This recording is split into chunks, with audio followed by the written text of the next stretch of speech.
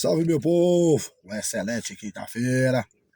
Se ajeitando aqui para mais um dia, né? E, e agradecer aí a todos que sempre curte aí, comenta nos vídeos. Que Deus abençoe. Aí muita gente pode pensar que o cara troca de roupa aqui dentro do carro, né? Não, viu, gente? Isso aqui é só o cara achar mesmo da identificação do funcionário. E esse frio? Tá, menino. Até que hoje esfriou muito, né? Mas mesmo assim, hoje tá nevoeiro. Mas o que Deus faz é maravilhoso. E tem muita gente que reclama, né? Fica criticando Deus. Meu, Deus é Deus. Eu já disse aqui, toda vez que você levantar de manhãzinha, entrega tudo nas mãos do nosso poderoso Senhor Jesus, que seu dia começa bem, beleza? Obrigado a todos, uma ótima quarta-feira, até o próximo conteúdo.